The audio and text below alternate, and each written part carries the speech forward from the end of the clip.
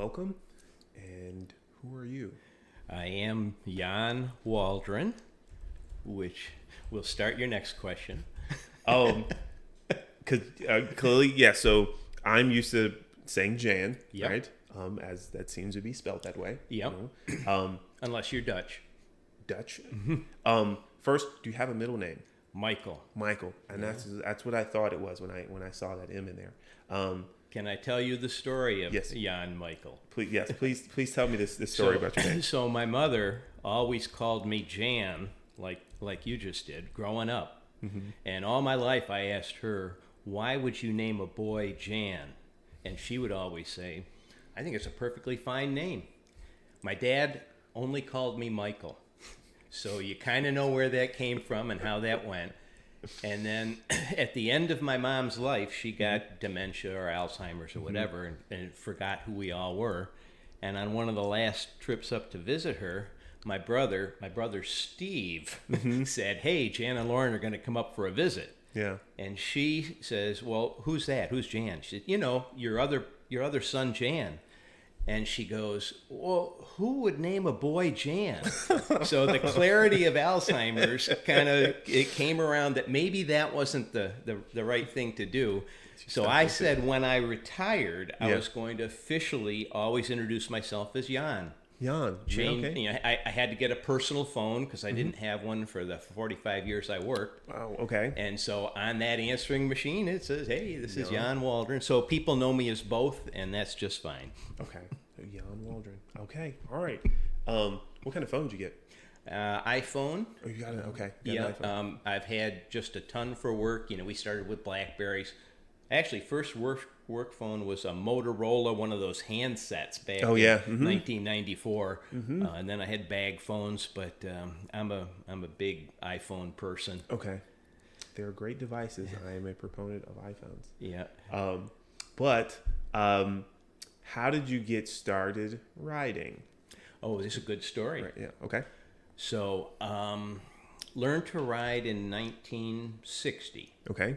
In a church parking lot next to where we used to live, and parents got me a bike, and I don't remember who taught me how to do it, but they gave it to me and I figured it out. Okay. Nice. And then didn't think much about it. We moved when I was 10 to upstate New York. Okay. And got a Stingray banana seat single speed bike, and I have older brother and sister. They're old enough, they're another family.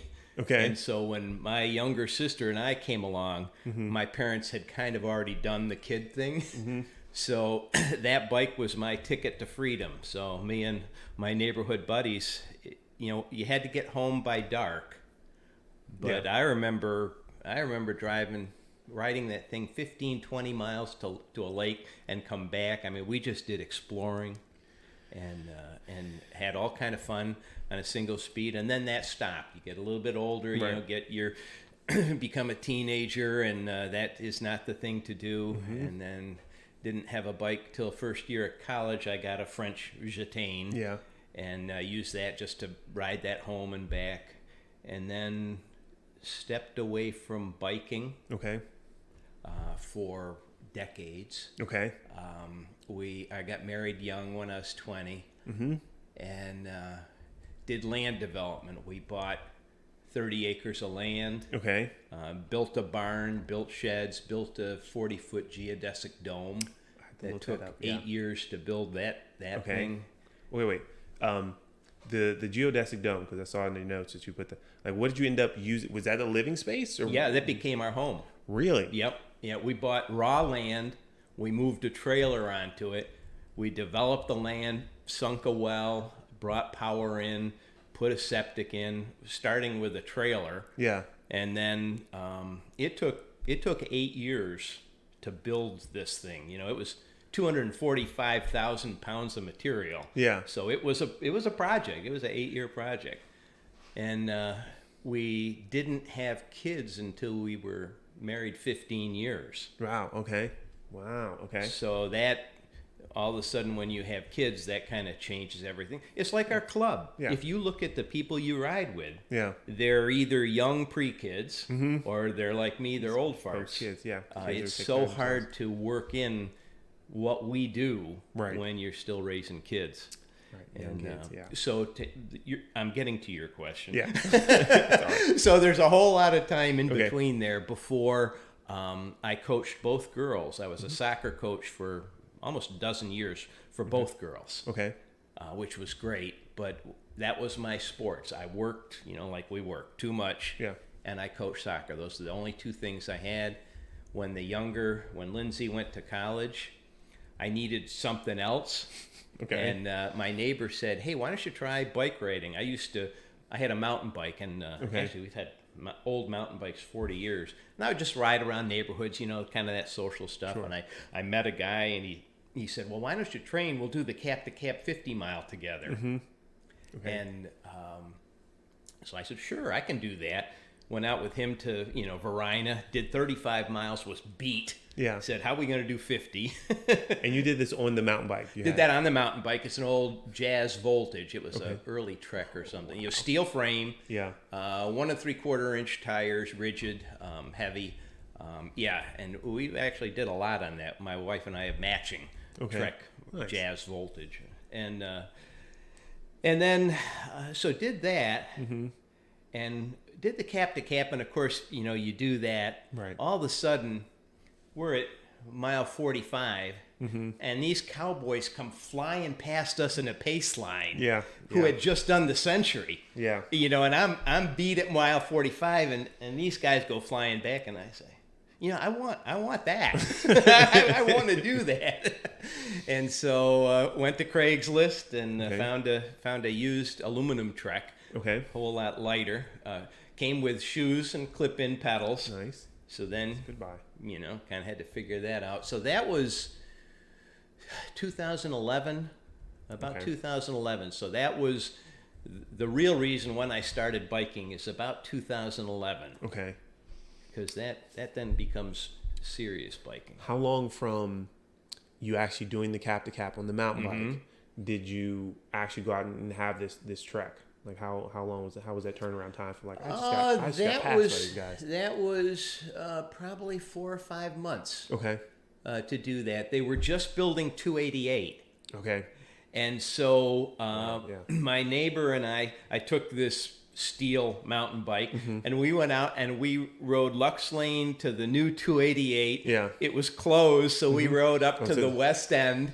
And nice. It was great. No traffic, and it was just wonderful. But I said, I got to get a lighter bike. And so I found this one in Goochland. And I probably put 4,000, 5,000 miles on that.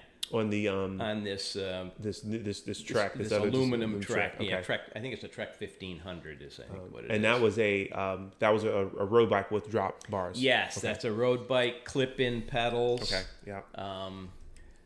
Discovery series. There was at that time, what was that, 2007 or something, Trek made a Discovery series for the Tour de France. Okay. And so I actually have 2 of those. One I've given to my daughter and the other one's in my trainer. So so all the times you don't see me on my trainer, it's that Trek aluminum that sits in there.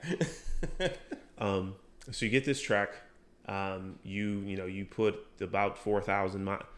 You say you put about 4,000 miles on it, and I'm trying to, I guess I can't relate to do it. So, how does it go from there? You get the Trek. You after doing the cap-to-cap, what was the progression there? So the cap-to-cap was, this is fun doing group rides. The being in a peloton, sharing the work is fun. And so someone must have had a RABA kit on. Yeah.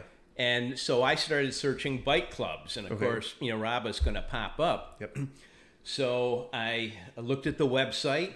Yeah. I looked at rides, and I said, okay, I'm going to do this. I'm going to meet folks, see where they ride. Yeah. So consciously, I did 12 unique RABA rides in a row. Okay. One of the first was with Deb Young. Okay. On a 103-degree day out of Ashland. Okay. And I was the only one that showed up for that ride. Really? Yeah, she showed up. I think we met at a Hardee's, and we went out and did a ride. Okay. And she got a flat, and we had enough stuff with us to fix it. Nice. Which I had to kind of guess at that point. Okay. But I'm fairly mechanical, so Got her fixed and went back. And then I did rides with like Emily Kimball on the early parts of the trail. I did a lot from the south side, Spring Creek. Who was out there? Gary and Alan Lois, a lot of people. So it was one after another. I might have a cheat sheet about what those were. Oh yeah, Hugh Aaron used to do a Friday afternoon ride from the battlefield up in Mechanicsville. Okay. And so Gary Thabit and Hugh were always out there. So at that time they'd drop me like a bad habit, and he would ride his tricycle and. So do that, then tried West Creek, and then. Did you, as you were doing these rides, did you find like, were you like, oh, this ride was awesome, or like was something standing out about doing these rides with these different groups? Were you just like, I'll just try the next one and see how it feels? Like, I'll try the next one and see how it feels, or were you like, this is awesome, I want to do this all? Like, how were you feeling as you were doing these different rides, kind of thing, if you can recall? Everyone was an adventure. Okay. I was meeting interesting people. Okay. My story about cyclists is they're like those wooden Russian nesting dolls. Okay. You can ride with someone for 2 years and you slowly figure out more things about them, because there's not a lot of social time when you're riding, especially as you ride harder. I was new, so you're starting doing D-pace rides, and so you're riding with Emily Kimball or other people and figuring out, I could ride a little harder than this, so maybe next time I'll try hopping with this person. Right. And so by doing these rides, one, you get stronger, and two, you figure out, hey, I'll try this other ride and see where I get dropped and all of that. And so just the breadth of the club was baffling. Yeah. Oh yeah, I forgot about Ron Corio. Okay. Do you know Ron? I do not. I don't think. He was a fixture. Okay. And he did the Portobello Tuesday night ride. Okay. It used to be the Portobello Tuesday night ride. Your name had to start with J to do that ride. we there'd be a couple of dozen people, and we'd stop and we'd have dinner afterwards. Okay. And literally 8 people at the table. Yeah. John and Joan Bennett and Gene Minnick, just a ton of people were all named Jay. Started with Jay, so that was kind of the joke of that. But and you all would eat at the Portobello? Or? Yes. Okay. Yeah, we would eat there and got to know the waitresses, and it was a fun social thing to do. That doesn't really happen anymore. Yeah, I've not heard of them staying after for that. No, John Sen. Oh, John Sen. Here's another one. Mm-hmm. He'll order a pizza like during the ride or before the ride and say, "I'll be back here at 8. I need a pizza." Yeah. And do that, and so that really gave me good exposure to the club. Okay. And then from there, it let me pick rides that might have been a B-pace ride, okay, and you could do that. Then you could meet more people, which I get accused of being a social rider because I am. But that's a benefit of starting at a slow pace, right? Because it gave me a chance to meet all the different pace people and figure out something interesting about them. Yeah, because you're right. If you're going really fast, it is hard to socialize. It is hard to ask people questions or to talk about stuff, as opposed to if you're going at a slower, more manageable pace. It is definitely easier to chit-chat with people as you're riding. When I ride with my wife and her friends, we do bike and barge touring. Okay. And me and 9 women. But that is social riding. Okay. So we get to do all that. It's all about being a tourist and vacationing and talking while you ride, and you average 12 miles an hour, and that's just fine. And when we go out on the trail, we'll do that as a group. Yeah. And that gives you a chance to get caught up. So that's learn a lot more about people more quickly. So you're doing these rides, and this is these 12 rides. So this is like potentially still late 2011 or 2012, rough in there. In 2012, yeah, that probably is the beginning of 2012. Okay. Yeah. So 2012, you're doing these rides. Meeting all the folks with RABA. Doing the different rides, socializing, as I know you are, or were rather. Yeah. Did you start thinking like you wanted to do stuff with the biking? Like, or were you just, I'm just going to show up for the rides and I'm just going to just ride with the people and get to know them and like just hang out with friends? Like, did you, like, how'd you see riding as a thing for you? Like, it was fun events. Okay. And then, there would be a meal afterwards. Mm-hmm. Real often there'd be a meal afterwards or a meal and a beer afterwards, which, you worked hard, so you had a meal and a beer. So yeah. it was perfect. And then I did go to board meetings for a while to kind of see how that worked. And once you meet Andrew Mann, you're going to get pulled into all of his shenanigans. Yeah, he's gonna have something. And then, as a Yankee, you get called out when you say something stupid. I remember one of the first rides with Andrew, we pull up to a stop sign, and of course he'll say, "Hey, mustache, you got a name?" So you do that. And actually, that same ride, the next stop sign, I pulled up, and it was a road that I didn't know the pronunciation of. Okay. So I called it Mattapony. Okay. And quickly got called out about not being from around here, because when the Matta and the Po and the Nye River come together, it becomes the Mattapony. And so you they could have cut you some slack on that. No, I appreciate it. A little bit of dig is just a sign of love. So you're socializing with everyone. You're doing the rides. Yeah. Well, that leads to bigger events, right? Right. Okay. So all of a sudden, someone will say, you want to do this. And so now you're new. So they say, I want to do a metric. Well, what on earth is a metric? Right. I understand the distance. And then someone said, well, that's 62 miles. So I said, well, I've done 50 and now I'm riding. I can do that. And so you pick your group and you go off. And it was a couple of years before I started figuring out, I think I need to do longer events and travel to events and things like that. Okay.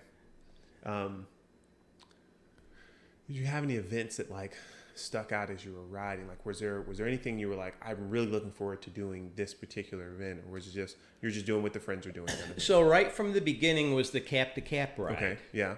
And after probably 3 or 4 cap to cap rides, I think the second year I did a century. Oh, you did? Okay. And they were so much fun. Yeah. Because you'd end up in a ridiculously large group. It would be 24 people. Yeah. And you're going 24, 25 miles an hour in a pace line, whizzing, down toward Chickahominy. And it was just so much fun. Yeah. Just eventually, as you got a power meter and you could see what the power was. Right. And you say, wait, how can I be going this fast and working this easy? Yeah. And so that really is a addictive quality. Right. And so problem with the cap to cap, after like 3 years or 4 years, the first group always had a crash. Oh, really? Okay. Yeah, it's probably 2 or 3 years in a row, there was a crash in that first group. And so why is that? It's not that they're going fast, but it's that there's a mix of people that are able to go fast all day, and everybody, if you're just hanging on. Right. And then those are coming out too hot and stick with them. Having gone through a couple of crashes, you get to be very aware of the people that are around you and saying, okay, if somebody's on the bubble, do I want to be at 95%? Do I want to be on the bubble? Yeah. And I know these guys around me are on the bubble. That just means you're going to be sloppier. Yeah. So that was the point I stopped. Okay. Doing the cap to cap. And another one that was great was early in, like right now, mid-April. Yeah. Actually, this coming weekend, I think, would be the Powhatan Free Clinic ride. Yep. And I don't know if you did the Powhatan Free Clinic, but what was notable for a century, incredibly well-stocked and rolling terrain. I think less barely 3,000 foot of climb for a century. Yeah. And at the halfway point, you got to stop in Painville. I still got an 11 by 17 poster of like Kirk Sweeney and me and Ken and everybody by the Painville picture, the Painville sign, you know, and that became a thing to do on the Powhatan Free Clinic ride, which was one of my favorites. One, it's early. Yeah. So it used to be when you came out of winter, people were in winter shape. They had beard up. They had put on 15 pounds. They were slow. Yeah. And so that ride, you know, because I ride all the time. I ride year round. Yeah. And so I just would feel great. Could ride with everybody. You were prepared. And that doesn't happen today. You go out on today's ride, everybody's trainered up and ready to go at the first ride. That is true. The trainers have changed that dynamic. The winter slump has been lowered for many people. I've done the Powhatan ride once. I'd intended to do it. I think I did in 2019. I think I did the Powhatan ride in 2019. And the next year they canceled it. Right, and that was it. And it did not come back, which is unfortunate. Because you're right, because it was a local ride, right? For I would say a good cause, but to support the it was a good cause. Clinic. Yeah, it really.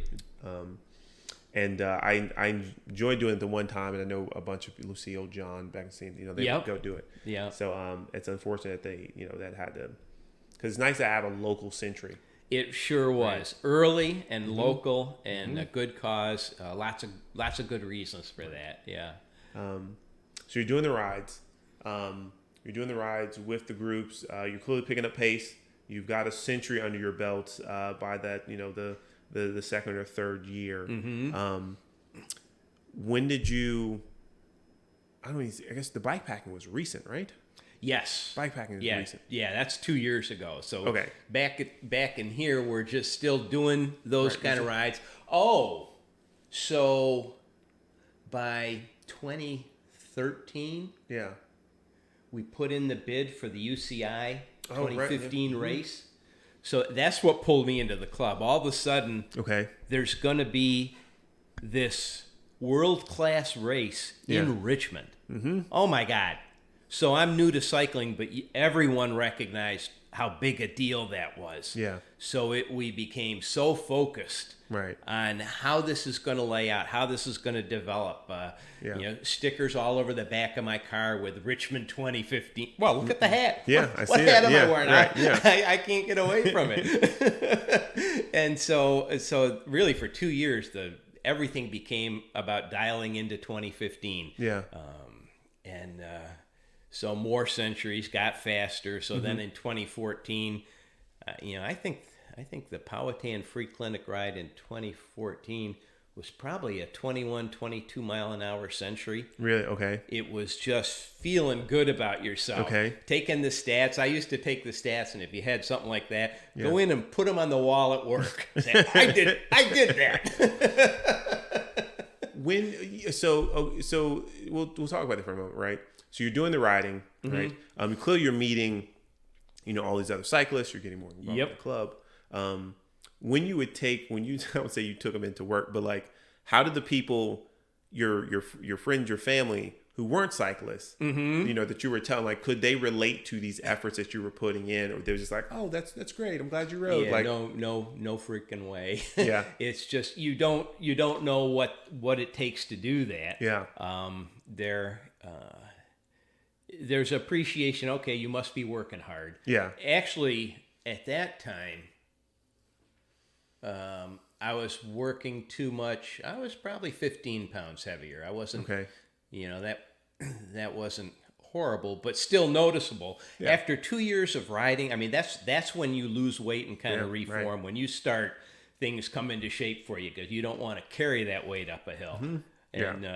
And so people would notice, okay, your face is getting thinner, and you must be doing something. I'm trying to remember how long Storming a Thunder Ridge has gone on, because it would have been close to that time when I figured out from, I think, Tuesday rides, my buddy Les Newman, probably you don't know him because he's moved east now, but Les had done Storming a Thunder Ridge ever since it started. Okay. And did it, I think he did it 10 seasons.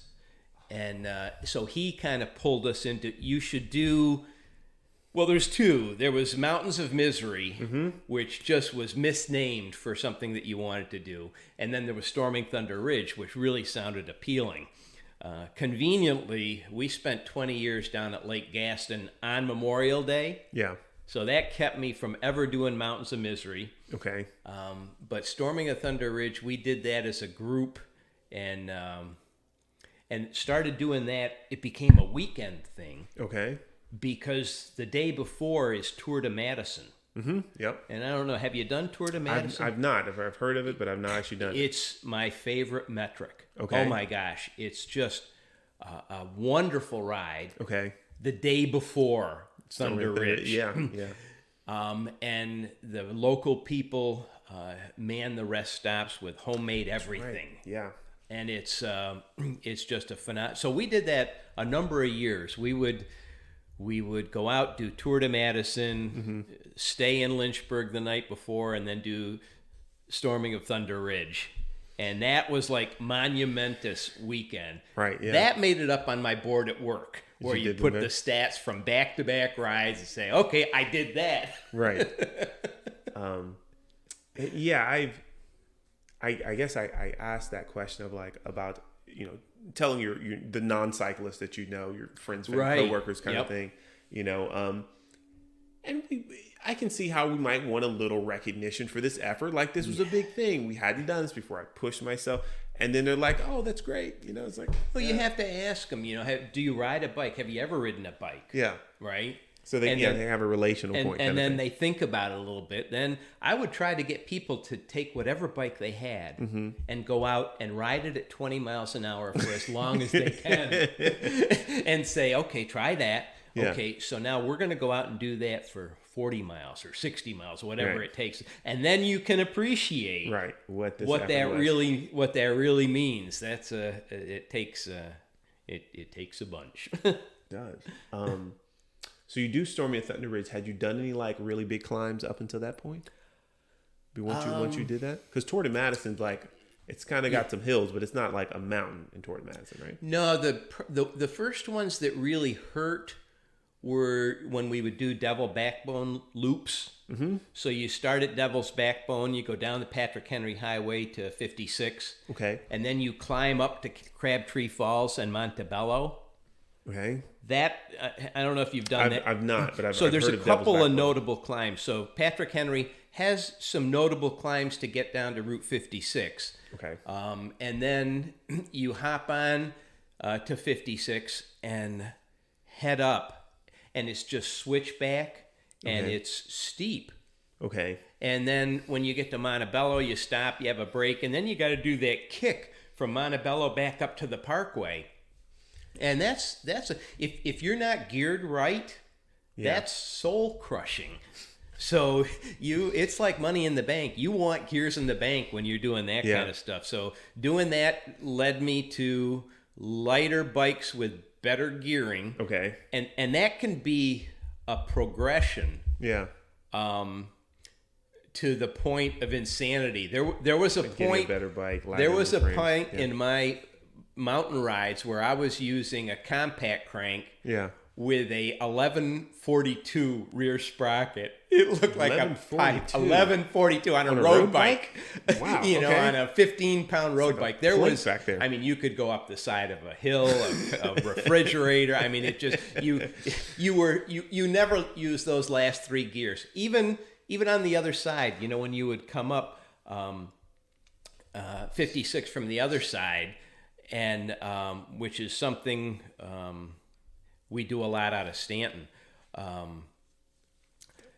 my God. Having one or two gears left is wonderful. I don't use that anymore because it's clunky to shift. You have to add a wolf tooth extension on your derailleur to be able to accommodate. Yeah, and so I've gone back. I think I think I use 1134 as the steepest I'll use now on a road bike, and okay, yeah, that's a normal gearing there.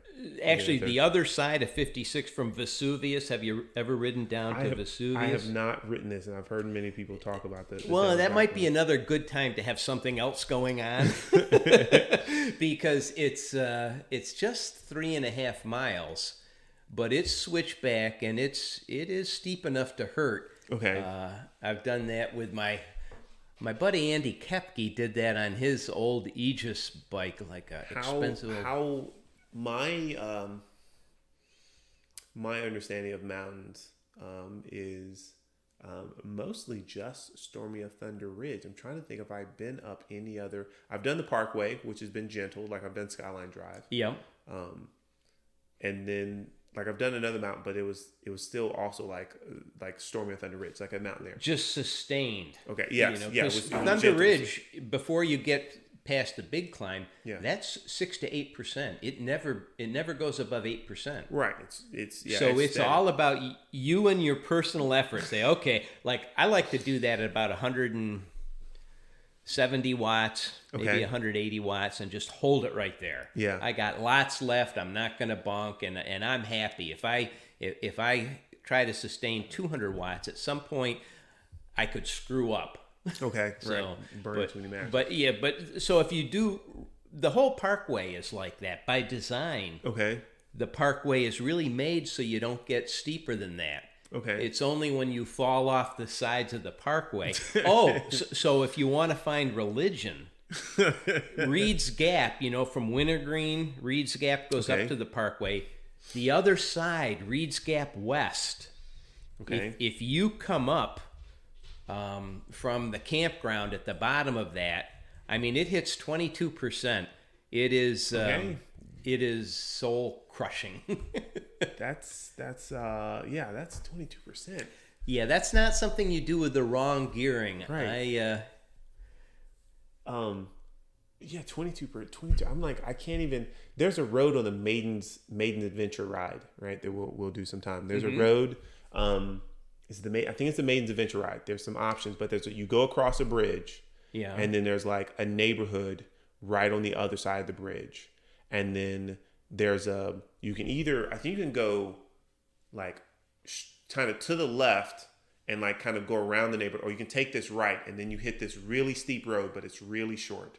And I can't think of how to describe it better than like, it's just really steep to the point where I was like, I can't ride next to anyone. Right. So normally Maidens starts at the high school. Right. Yes. And goes out Patterson, out Route 6. Mm-hmm. And then it turns left on Rock something. Are you talking in that area? Or is it on the way back when you come back over the river? Oh, I know what you mean. In Columbia. Okay. Oh, yeah. You mean you've shot down the 40-mile-an-hour ride down into Columbia, you cross the river, and then you turn right and you switch back up right in Columbia. Is that way? It's like a very small neighborhood right there after the water. Yeah. You're right. That is pokey. Okay, and that's where I was like, I remember being on that with. Was that with like Miriam and John? Either way. But I get on this thing and you're talking about the 22%. I don't know what it was, but I was like, this is really steep.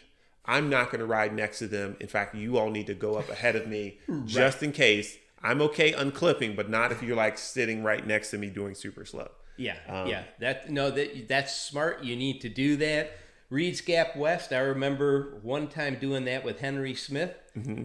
And he's walking. Yeah. I'm still pedaling. And he's leaving me walking.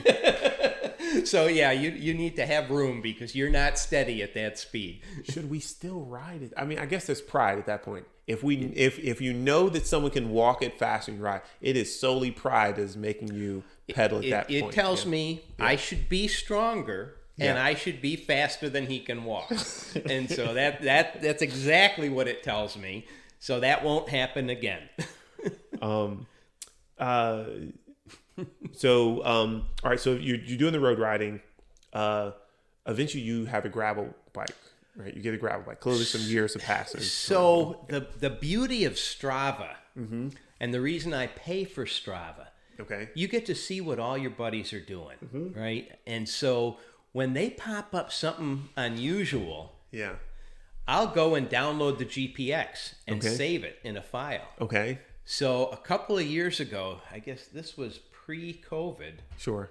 and I had seen a guy do this 200 and some mile adventure ride out of Harrisonburg, and he did bike camping. Okay.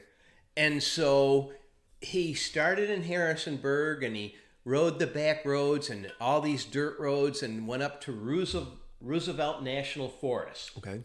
which has a state park that they've closed because they don't have money to keep it open.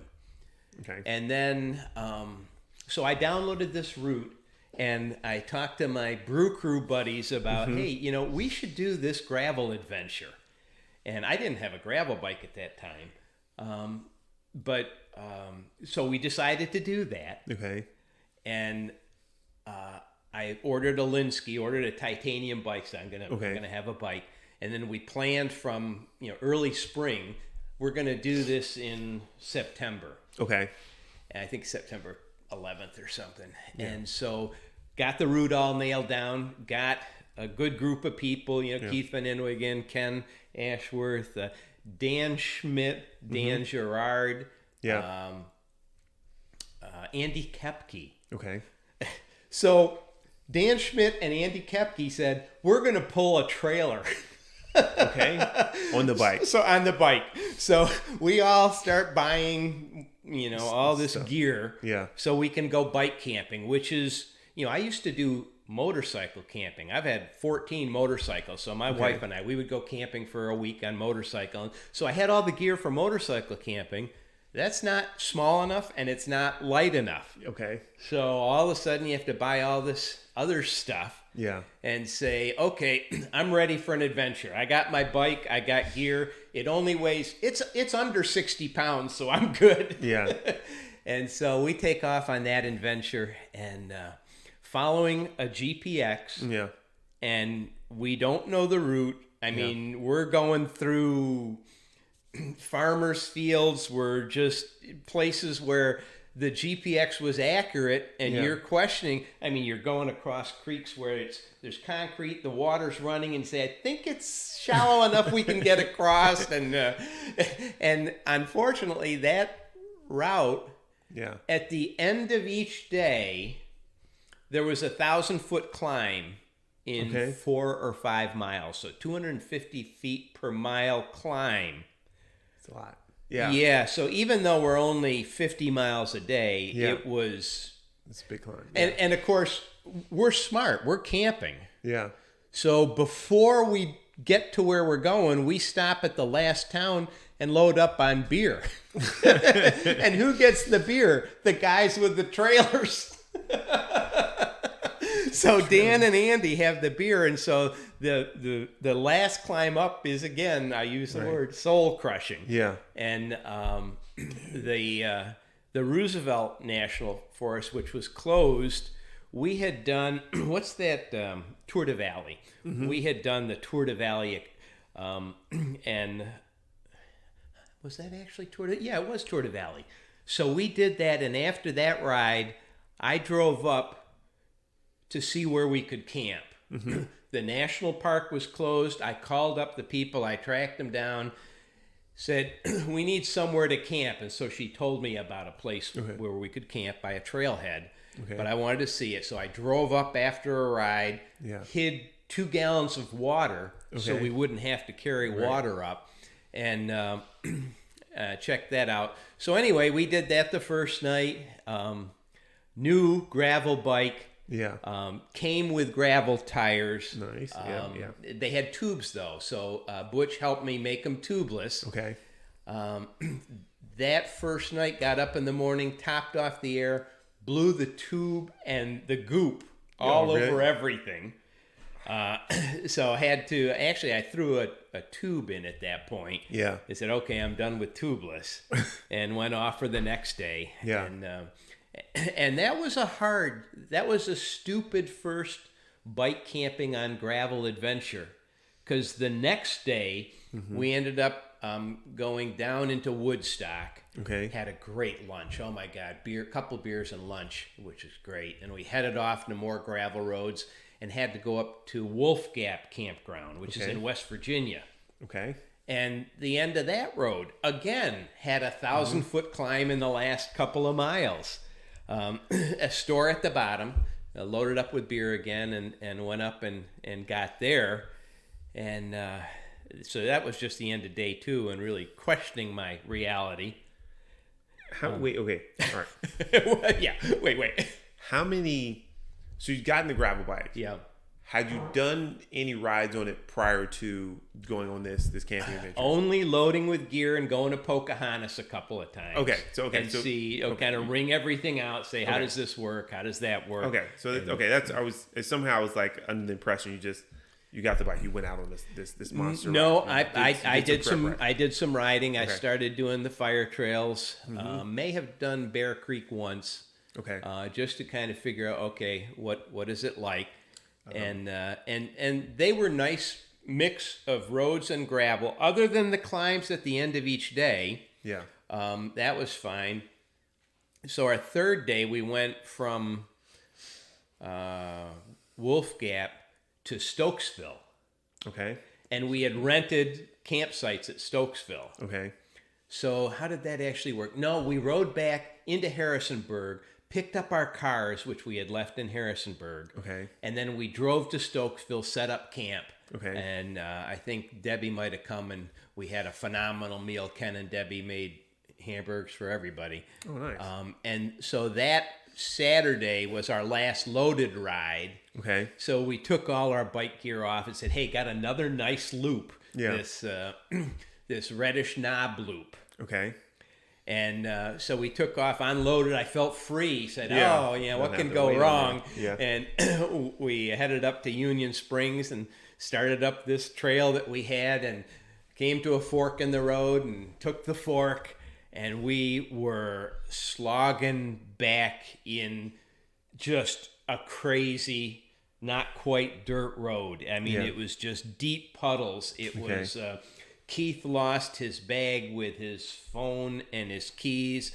Jessica lost her prescription, Oakley's, and we didn't have the wherewithal to check that we were still on the route because we weren't. And so we got to the point where this thing was just ending without a choice. Yeah. And I said, let's stop and see where we're at. Well, we saw there was a turn back here that we should have taken. Oh my gosh. So we all turned around. Keith needed his new phone. Yeah. So he kind of was aware of he had fallen. Okay. I must have lost it when I fell and not realized it. Okay. So he rode back to where he fell and then started walking, and he did find his bag and his phone. Okay. Jessica never found her prescription glasses. Oh, but about that point, Mick Howard said, I'm going to bomb down here. So he took his bike on thin race tires. Yeah. And headed down to make the turn, shredded his tire. Really? Shredded it. So we got back to the fork and said, well, we're going to turn and finish this trip. And that left a choice. Yeah. Now we've got to get Mick, 25 miles back to the car. Right. How are we going to do that? And so Dan Gerard and I decided to shepherd him back. Okay. And Ken and Rob Wright and Keith and Jessica went on through what turned out to be the trail that shall not be spoken. Okay. And as we're trying to decide what to do, here come a couple bear hunters in their pickup trucks. Okay. So they got their dogs. They're up in the woods hunting bear. And we flagged them down and said, hey, any chance that we could throw Mick's bike on the back of your truck and get him down to at least where there's highway? Yeah. And once we get to highway, Dan and I will ride back and get a car and come and get him. Okay.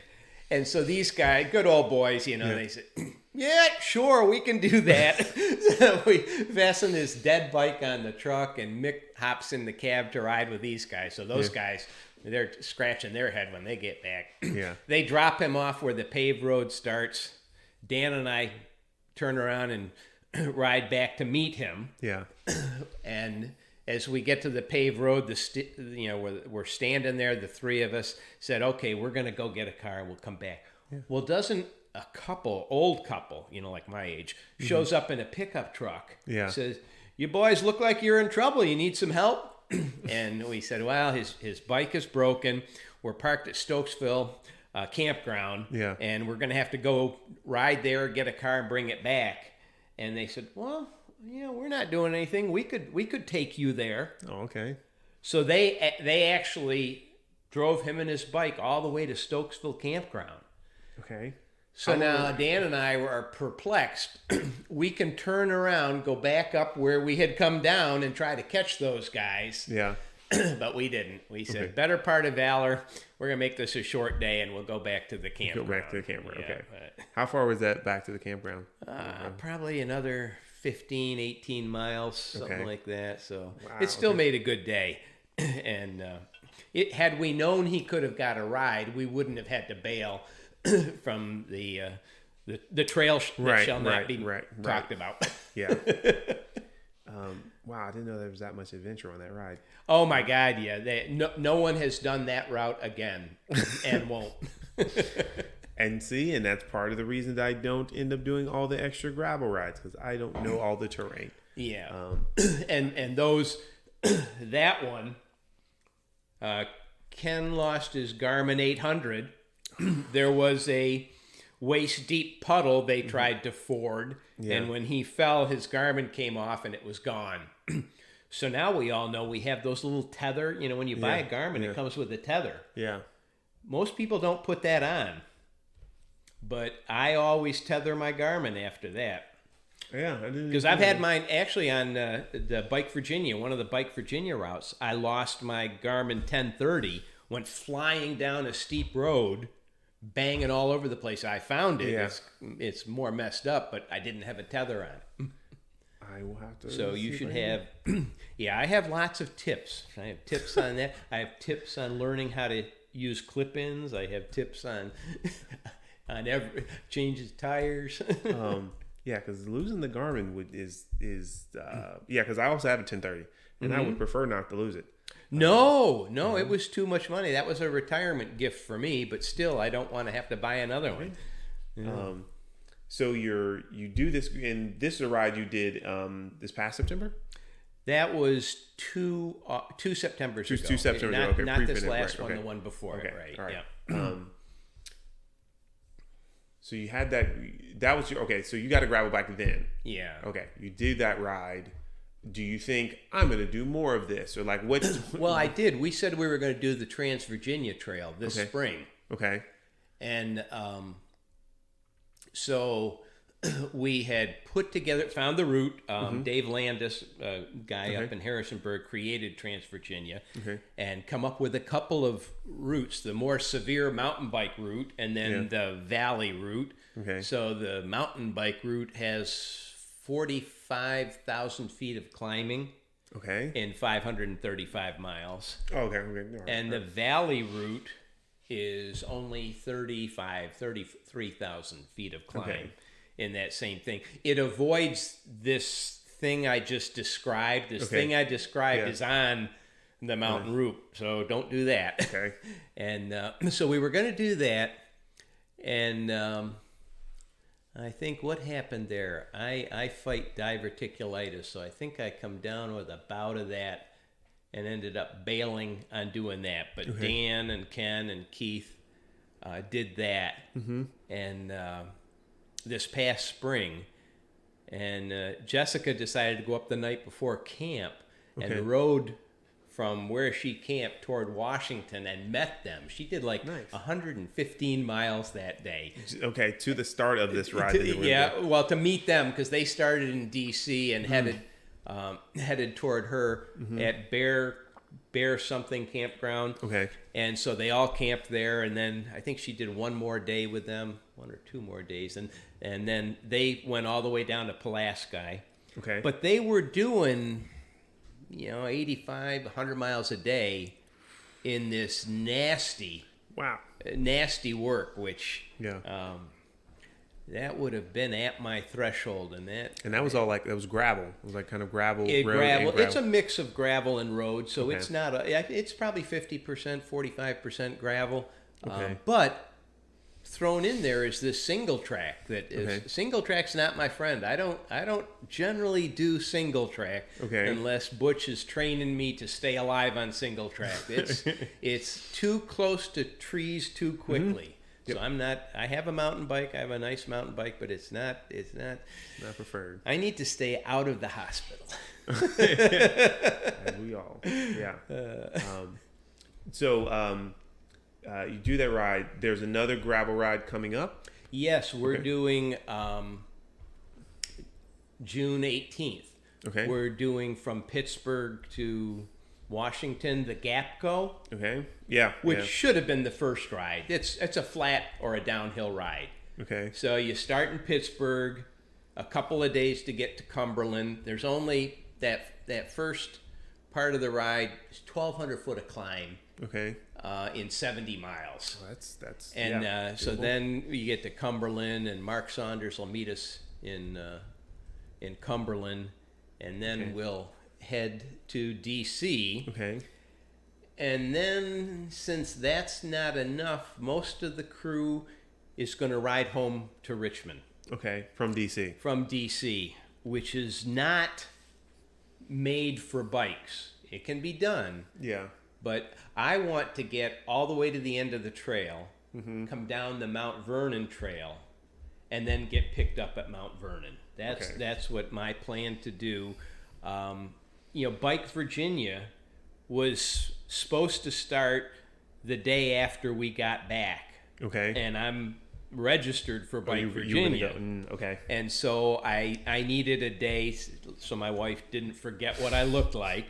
And so everyone else is not going to finish that ride. They're going to pull up somewhere this side of Brunswick, maybe 35 miles out of DC. Okay. And start heading Yeah. south, which could be maybe Lake Anna or there's some obstructions because of Quantico and other areas in northern Virginia that you have to work around. If you get into DC, there's roads people ride bikes on. I don't know if you use heat maps in Strava or... Yeah, I have. Okay. Yeah. So I created routes that people use. Okay. Doesn't mean they're great. Some of them are 4-lane. Okay. So I made that up, but I think everybody's going to pull up short and take more rural roads and find their way back to Richmond. But since I'm not doing that, I don't need to worry about the route or anything else. But that'll be a fun trip. It'll just be a hoot. Awesome.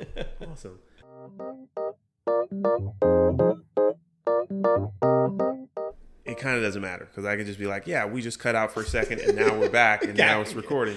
Cool. I will put something in there to bridge that gap. Yeah. Either way. But you were talking about the trip that is being planned for June something, right? Yeah, June 18th. Okay. Yeah. How do you feel on these I would at some point like to do when I've not camped in a really long time. Mm-hmm. And I have the gravel bike and I look forward to the idea of the bike packing. Right. I would not do the way you did. Like your first, that was a large bike packing. That was just wrong. Everybody admits that was wrong. I'm pretty sure my first bike packing is going to be me packing like clothes and stuff on the bike and then like riding to a hotel somewhere else. Or an Airbnb. Right. That's where the Gap Go would be perfect first event. Okay. Because there's Airbnbs all along the way. There's bike shops. There's restaurants. We don't plan to cook on that. Like I like to cook and bring a stove and do all of that.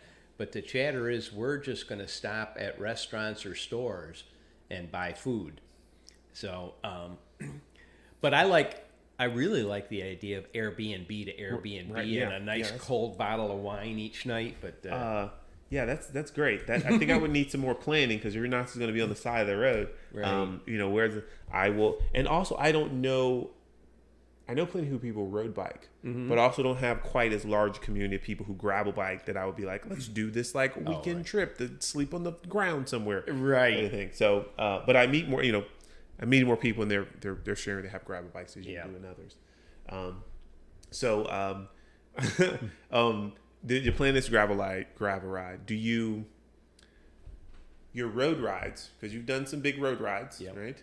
And you've done these gravel rides. Do you have does it feel completely? I mean, clearly it has to be somewhat different. Like, do you enjoy the gravel rides, these big gravel adventures? Does it feel more exciting than the road rides? Like how? I love just being in a pace line on a road bike. Okay, that's the top line. Okay. Gravel is like a trainer. You're always working. You don't just coast on gravel. No, not well. So, and having camping gear weighting yourself down, that's going to make you work. So it is more of a work adventure, but it does make you stronger. After what we did on Saturday, you come back, and Sunday I felt pretty good. Yeah. But it's, I think really. So it has been obnoxious wind since January. Almost today was just like, and so with gravel, and the idea is in the winter when it's cold and windy, we'll ride gravel. Okay. So the idea really started that, hey, when it gets really annoying on a road bike, let's go off in the woods. So that makes a whole lot of sense. Protects from the wind. But like anything with the personality of a cyclist, you can't just be happy with that, let's ride in the winter in the woods. It expands around the edges to let's go camping in June and see how hot it is. Right. So yeah, right. Doing more adventure, but the road biking in a pace line, that's a thing that like is the so first much thing you think. fun. It's just when if you're with people, you know how they ride, you know how steady they are, and you're just ripping it up. Yeah. That really is fun. And then of course all the adventures, the centuries that we do in the mountains. Yeah. The Paula's ride, but then the what's the one out of Stanton, Lee Jackson something or other. That was a tremendously fun ride.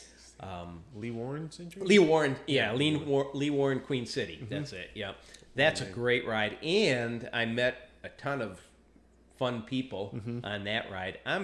If you're, my normal buddies on a ride like that will average 19 miles an hour in the mountains, which is above my pay grade. Yeah. So that means I'm going to be meeting new people on those rides. But it's great. I've met some real nice people on those and keep up with them, and that works fine. Awesome. Yes, there is one of those upsides of like going to like those events where you're registering kind of things, and there's hundreds of people that go. Is that yes, you weren't going to ride with your friends, right? But then there's normally somebody else that would be, it's behind you, and you ride with them, and now you've met a new person. There is always someone to find. Yeah. We did that Saturday.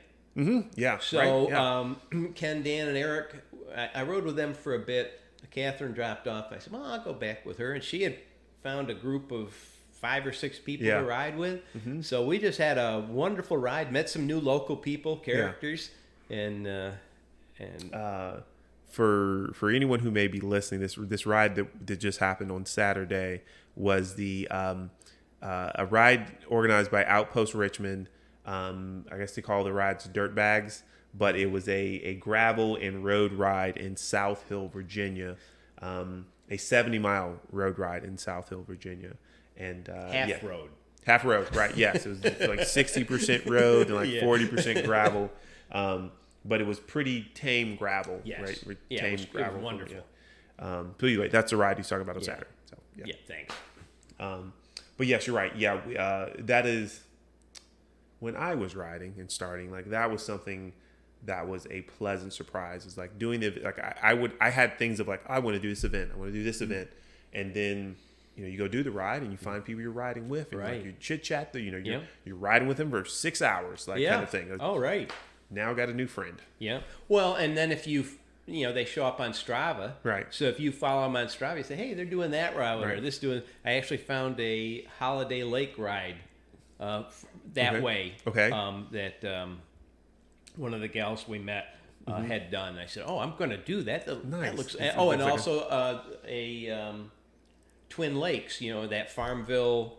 Twin Lakes. Yeah, it's out in Green Bay. It's that Farmville High Bridge Trail kind of. Okay. There's a 45-mile and a 65-mile loop that kind of encompasses the High Bridge Trail and then other things. Okay. And so I've been saving those routes because those would be They look interesting. Yeah, exactly. But by meeting someone, follow them, and they say, okay, what do they do? What have they done? Yeah. And then you say, oh, I can try that one. So a lot of rides happen that way. That's how I found the. I live near Bryant Park, and that's how I found the trails in Bryant Park. I saw someone else's Strava ride, and I was like, wait, I only knew the road loop, and they was like, oh, there's trails back there. And then I think Jessica, I met with Jessica. It was like, hey, Jessica, can you show me the trail? And she did, and she's like a really good off-road rider. Very good bike handling skills. Fantastic. But either way, but again, I understand. You see somebody's ride, and you're like, that's a cool route. I'd like to do that sometime, and you say so. Like I have also like seen somebody else's route. It's like I'm gonna save that route because that looked cool. So that part I understand for sure. So be careful with that. Right. With Jessica, because Henry and I did one of hers last month. She did a 65-mile loop that kind of went through the city, went out to Midlothian, went down to Genito Road, went down through Pocahontas, came back through Iron Bridge Park, came back through the city to Bonaire, but by a way of this crazy route. Okay. So Henry and I made up a 45-mile route, so we'll be conservative here. Right, yeah. And he and I would do that, and it started from my house, and we ended up over by Robius Road in what's that green something or other. But anyway, it was single track. Okay. A fair amount of hike-a-bike. Okay. We ended up going down this stairway and then through the woods across a dam. Yeah. And then trying to find the route. And then we ended up by the toll plaza on the Pohite, the big toll plaza. Yeah. Where they had they have all the sand trucks and everything else. Okay. Well, behind that is single track. Okay. Hike-a-bike. Yeah. Henry,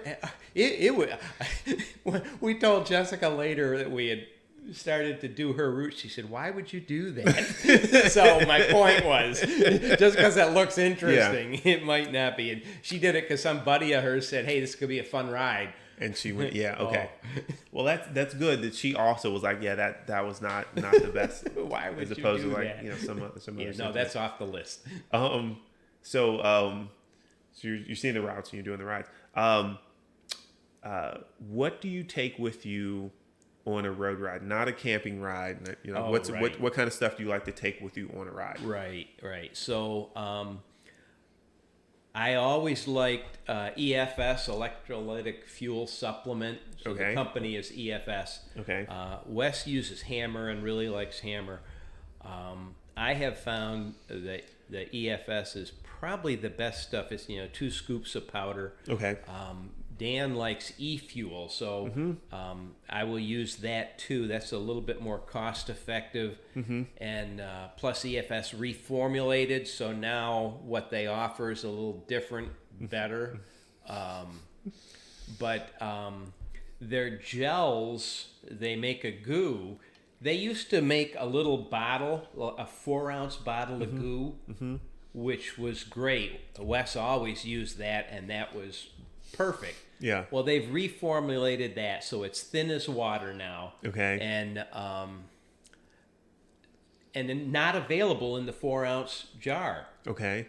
So now I have to clean out old 4-ounce jars, put them in the dishwasher, and I buy their liquid stuff in a case. Okay. And pour two of them into a bottle. Okay. And it does work. Okay. So I learned. Yeah.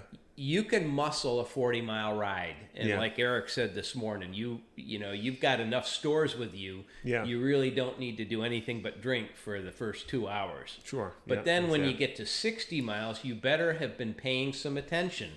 To what you're doing. Yeah. So like a big ride, I'll always take some sport legs too when I start. Okay. Bring a couple with me, so at like mile 60, I'll do a couple more. I bring a couple of goos. And either the e-fuel are huge things, so I have to empty them into the EFS thing. So I'll have one bottle of the electrolyte solution, and usually one bottle of water. Okay. And then these things that I gave you, the puffed millet. Yeah. Big fan of puffed millet that I make up. Okay. I was using the Aussie Bites from Costco for a while. They're a quinoa. They're excellent. Okay. And you can get a case of them for $10 or something. So I recommend Aussie Bites if you don't like to make your own. Okay. And but I really recommend the puffed millet with the cayenne pepper. It tasted good when you let me try it out on the ride. Okay, so, that's right. I you're did. Right. I forgot about tried. that. Yeah. So I guess I've mentioned numerous times. I use the Cliff Bars, peanut butter Cliff Bars. Okay. I feel like my stomach is not sensitive, and then other times I'm like, I don't want to try anything different to find out that it is sensitive. Right. And I found the Cliff Bars are just enough balance of like they taste good enough that I'll eat them, but not so good that I'm going to devour them, kind of thing. As long as it works. Yeah, that's why on any big ride you got to be careful about changing. Yeah. Right. I will do, peanut butter sandwiches. Mm-hmm. Of course, you'll do bananas, on a structured ride where they'll have, bananas or oranges or pickle juice or pickles. Mm-hmm. What are those prepackaged fast food peanut butter and jelly sandwiches? Crustables. Crustables, yeah. Crustable. Mm-hmm. I can stomach one of those. They're... I'm sure they're not good for your body. There's clearly something they had to do to it to preserve it so that... Yes. Are they in the... I can't remember whether they're not on the shelf. I think they're in like refrigerated, I believe. They might be refrigerated. Yeah. But I'm pretty sure they do something to it to preserve it a little bit longer. Yeah, exactly.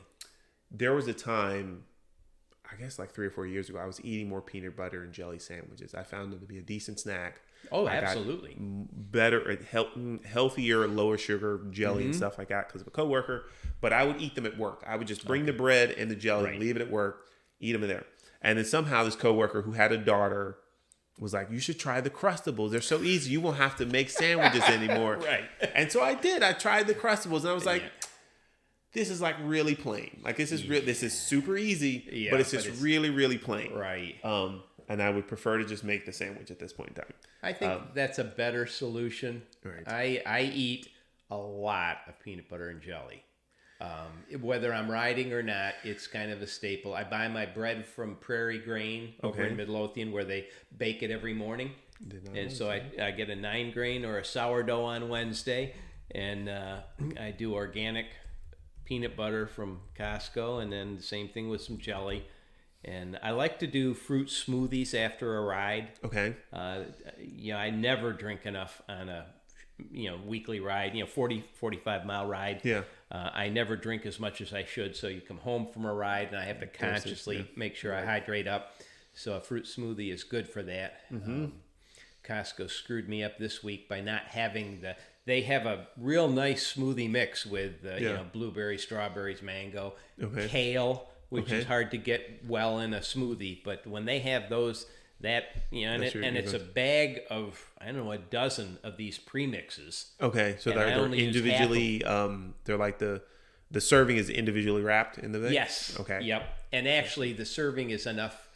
I cut it in half each time. Okay. Add my own blueberries and strawberries. I add peanut butter powder when I do that. Okay. And that works great. That's a good thing. And it's like frozen when you get it? They are frozen. Okay. Yes. Yeah. Okay. I may have to look into that. Oh, it's a good thing. Yeah. I just got some protein powder that is vegan that I actually tried today. That was actually tasty, which was a very nice surprise. Yes. That's not a given with the vegan powder. Yeah. Because I've tried some in the past. I was like, this, I guess I'm getting protein, but this does not taste good at all. Right. So, okay. Do you do protein after a ride? You know, there was a time that I did focus on like getting in some protein after a ride, but it's less so now. Yeah. It's, do I need to hydrate? Like I clearly, if I get home, finish a ride of whatever distance, and then I feel thirsty, I will then focus the rest of the day of like trying to hydrate. Because if I feel thirsty after a ride, like it's by saying you're missing quite a bit. But then I don't focus as much on like, I should get protein after a ride kind of thing. 30 minutes or sooner after a ride. Yeah. A lot of people will tell you that's when your body needs the protein. Well, there's a couple of things that are painful. So you need protein to rebuild and build muscle. Okay. A downside of age is you get older, your body can't metabolize protein as well. Okay. So you need to double the amount of protein that you eat. So especially as I'm coming up on 70, it's important that I have 20 grams of protein with each meal. Ooh, okay. Yeah, so that is a conscious effort. Okay. So after a ride, I always have a 30-gram protein shake. Okay. Just to make sure that I'm doing what needs to be done right after the ride. Okay. And then later on, I'll have... If I ride in the morning and you finish at lunchtime, it kind of skews you. So I may have a late lunch, and that's when the peanut butter and jelly comes in. But it's important to pay attention. I mean, it's important to pay attention just in life in what you're putting through your body. Yeah. But when you do athletic activity, you don't want to bonk, and so this is the path to get there. Yeah, I think when we start getting to like I'm trying to improve my performance kind of thing, doing a thing, I do think it is it becomes more important to look into like the things. Not that it's not always important, but then I would improve my performance. Well, maybe I should look at what I'm eating, or not eating, kind of thing, or when you're eating it. Yeah, when. There was definitely a time when I was making sure that I had some like protein right after a ride. I used to eat 2 packs of tuna. Either way, we eat tuna right after the ride. So those are things you bring on the ride with you. And then when did you start using Strava? When I retired. Okay. Wait. Okay. How long have you been retired? Because that just happened, right? 2018. Okay. Yeah, so that was new. Were you using a bike computer? You were using a bike computer, right? Yes, I've had a Garmin 305, 520, 810, 820, 1030. Okay. Yeah, so I still have them. I should sell some of those. I have 8 Garmins, I think. Just because So why do I have a Garmin? So when I started, I remember being out on a South Side ride. Yeah. On, was it Bander Road? What is that road out there near River Road? Some road that runs into River Road. Okay. And came off the back of the group, so I'm alone. Mm-hmm. And I'm not sure where I am and where I'm going. So I pull up my phone and say, okay, Google Maps, tell me where I am. Well, there was no coverage. There was no Google Maps. Ooh, okay. I'm at this intersection without a clue. Yeah. And so stood there till a car came along, flagged him down and said, where the heck are we? And then I said, so that's why they use a bike computer. So that was my first Garmin 305. That is another nice benefit of being able to find your way home. When we do these bike and barge touring trips in Europe, and I've learned that you can get a hold of them ahead of time and get the GPX file. Oh, nice. So I go loaded for bear. Yeah. So that I also, we've been in France before, and we and our guide aren't really sure where we are. So so having a separate set of breadcrumbs is Keith teases me horribly for redundancy. I'll have a paper cue sheet and then I'll have my Garmin. I mean, I like belt and suspenders. It's one thing to do a local ride, on roads you've been on, 100 times and not have the route and you're kind of following the group. You know these roads. You probably know the names of them. That's a whole other thing to be out of town, out of the country, right, and not know the route and just hope you're going to find it. And maybe not know the language of the people you're going to run into. Yeah, right. It is a different thing. Have you done your racing? No racing. I don't. So I started old enough, right, to realize that one, I'm probably never going to be strong enough to race. But two, I had, was it 5 years ago, in the Ben King January 1st ride, I got caught up at the end of that ride. Okay. Mike, a friend of mine, crashed in front of me. Okay. And I thought, I've seen Lance hop over people. I'm going to hop over his bike. So it's the end of the ride. I mean, literally less than 4 miles to go. Yeah. And we're coming up to a main intersection. So we're going 25 miles an hour, but we're approaching where you're going to slow down. Yeah. And so this big group of people I didn't really know starts slowing down. All of a sudden in front of me, this bike kicks sideways. A guy goes flying off of it. Mixed to my side, he's able to go this way, but I can't really go into him. So I said, I'm going to jump this bike. Yeah. So I grabbed my handlebars and I pulled. Yeah. And I caught his rear stay. Yeah. And it catapulted me over on my back at 25 miles an hour. It landed me on my back. I stuck the landing. So didn't tear the kit. I mean, I broke 13 ribs. I cracked 4 vertebrae. Wow. I got a concussion, and I punctured my right lung. So that brought me a couple of weeks in the ICU. Wow, It was, that was a bad crash. Yeah. For a bike, I mean, people crash all the time, and you break your collarbone, and you're good. Yeah. But this was $172,000 worth of good. And that was January 1st.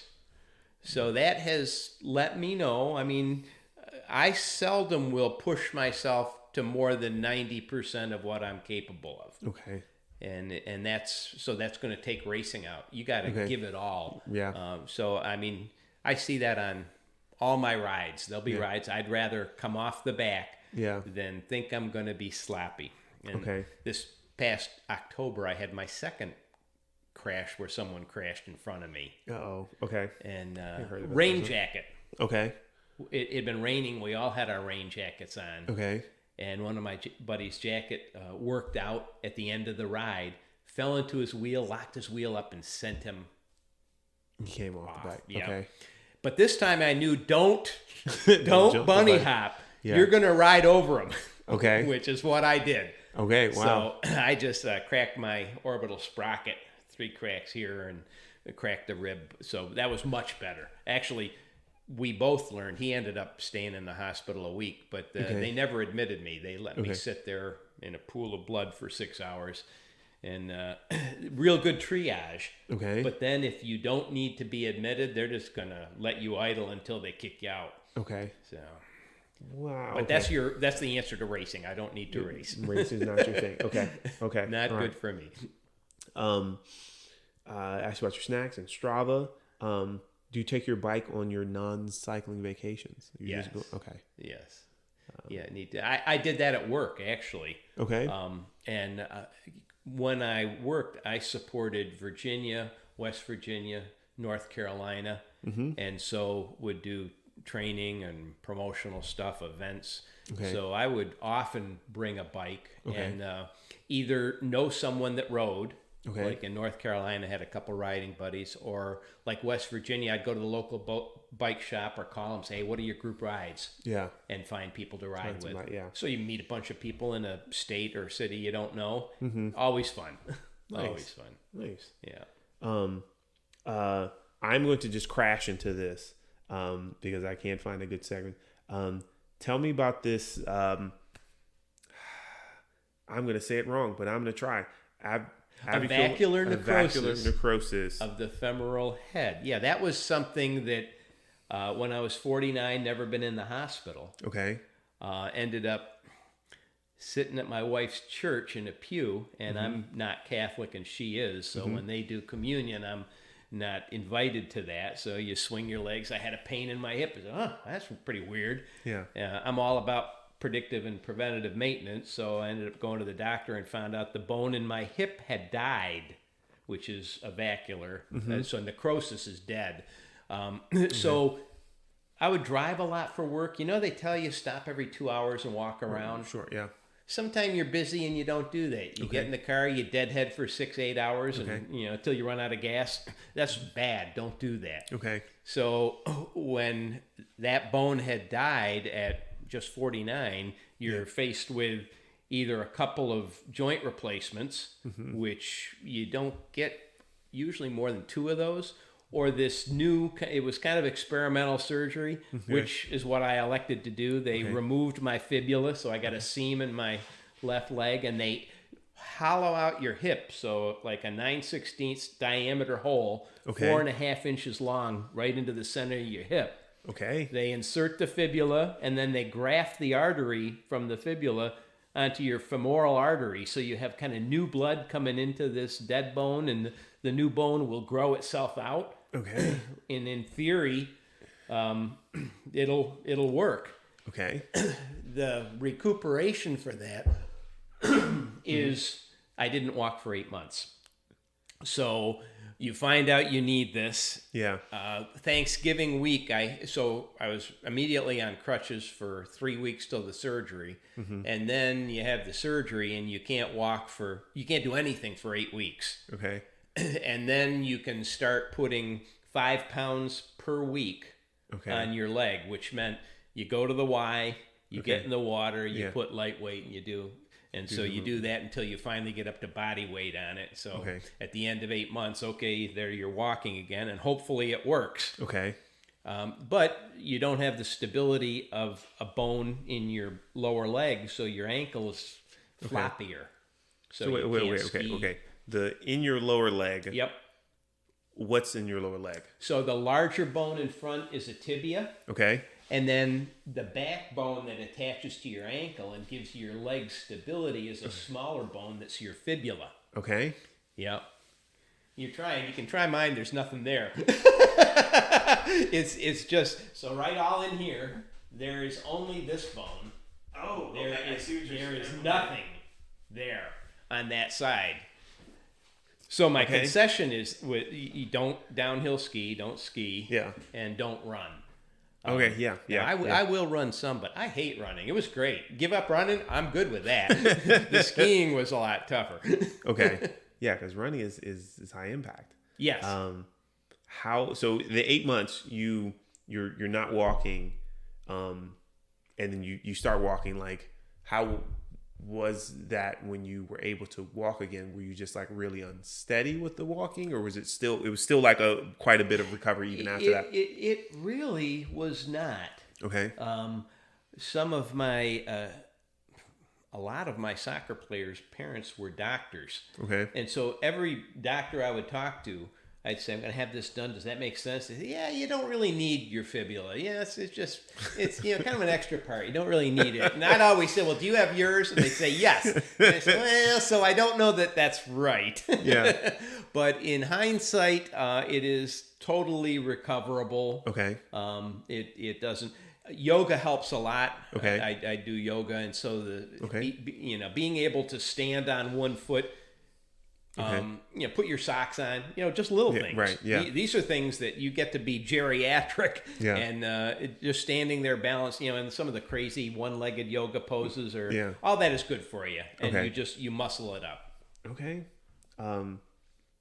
Does that affect your riding at all? Did you feel you don't feel a difference now? No. Okay. No. Awesome. Other than like John Hamilton said, I guess it was Bruce Silverman said, you just can't afford to fall on that. No, you can't. Which is a valuable point. I've fallen twice, but on the other leg. It's been 20 years now. Is that right? Okay. Yeah, it's coming up on 20 years. So I guess it worked. It's been 50,000 miles of cycling. So I guess that I need to send my doctor a note that, because there was a lot of discussion at that point. I was doing research saying, is this a practical surgery? I mean, what's it going to do to my quality of life? I said, what am I going to have to give up? That would be useful for that. I mean, not that they don't probably already have some knowledge, but that might be like, yeah, this worked out. I'm still using it. And I've done this. Right. Yeah. Yeah. I've been able to use these legs I probably need to drop him a quick note. He was a local guy. So. Awesome. Why do you keep riding? Why do you keep doing it? It's a thrill. Okay. Well, one, so did you ever meet Mark Hom, Mary's husband? I don't think so. Okay, so when I started riding, Mark and Mary were big cyclists. Mary did Portobello rides and great people. Mark had written a book with Greg LeMond on mitochondria. He was all big on mitochondria. Okay. So mitochondria, your body's little engines that helps rebuild yourself. So the theory of the book those two did, I don't know if you ever followed Greg LeMond's cycling history, and then I'm familiar with Greg LeMond, but only slightly. Well, after winning Tour de France, he was off with his family and was shot in a hunting accident and filled his body with lead pellets. Okay. That really ended his cycling career. He got one more win after that, but they couldn't get all the lead out of his body. Yeah. And so he was real cognizant of mitochondria, and Mark was. So the theory is, this high-intensity interval training is the only thing that kind of keeps mitochondria continuing to develop and to work.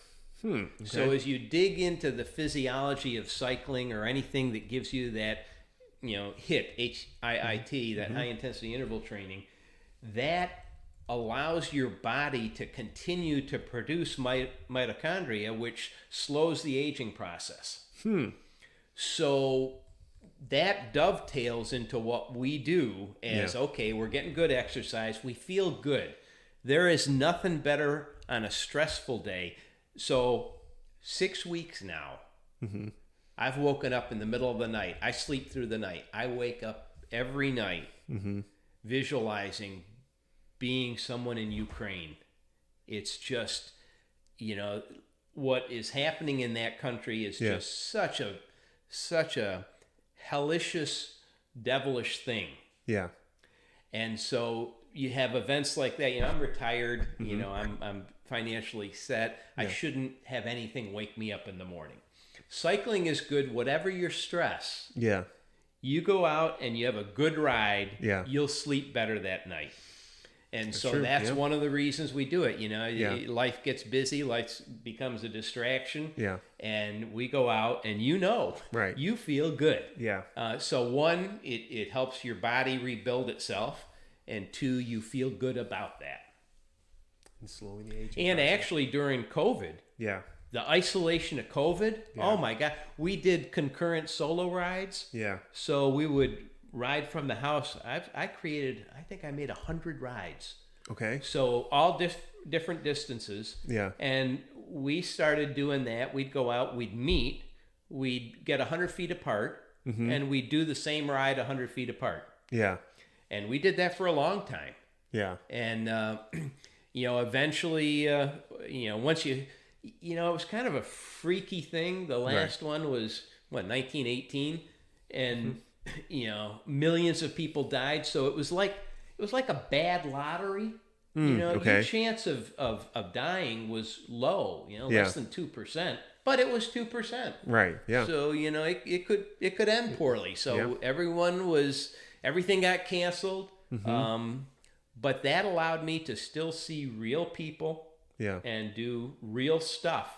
And so for, Catherine, Gus Pecunia, and I, we did a ton together during COVID until they finally come out with a vaccine that makes you feel, well, I'm not going to die. That's all I want from a disease. I don't want to die from it. Yeah, it is supposed to, of many things, help low if you do still get sick, because apparently you still can with the vaccine.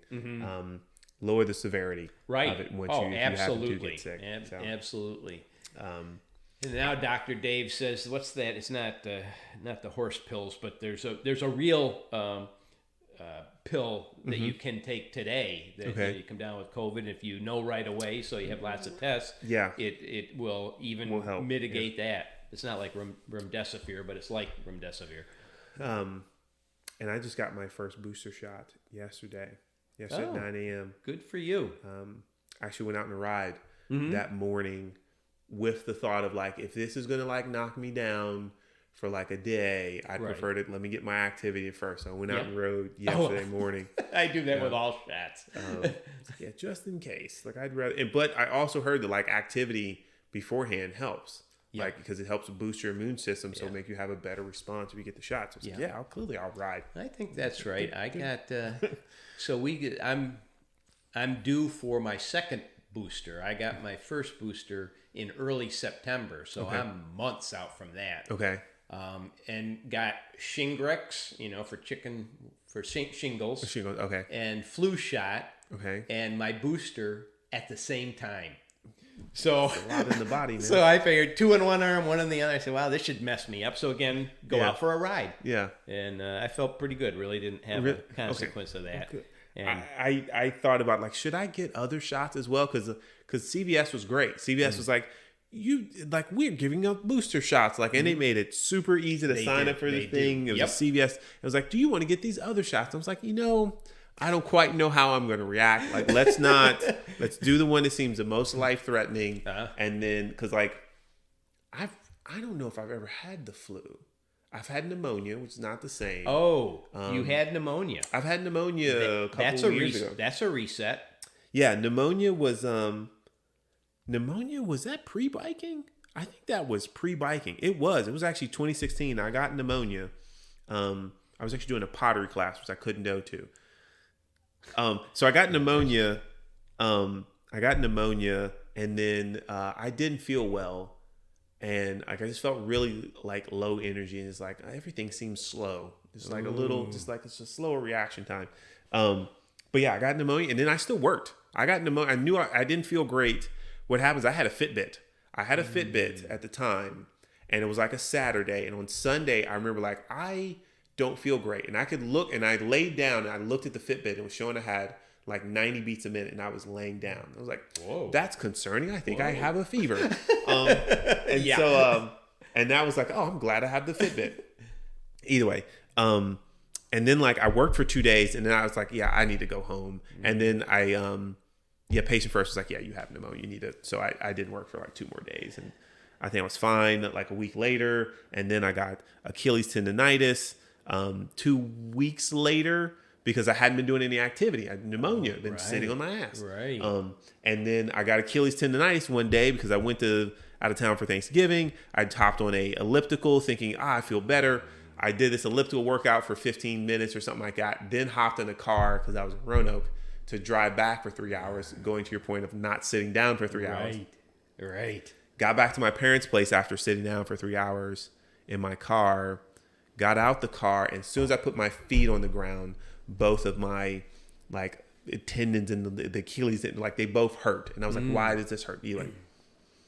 Injuries. Yeah. So that was pre-biking. That's bad. I started getting flu shots in my 30s when, in upstate New York, snow, cold, all that. I used to just work through everything, get the flu, work through the flu, got pneumonia, and ended up with low blood oxygen. So you can... Pneumonia can be bad. Yeah. So after 1 or 2 bouts of that, I said, I'm going to get a flu shot every year. So that's not had an issue since.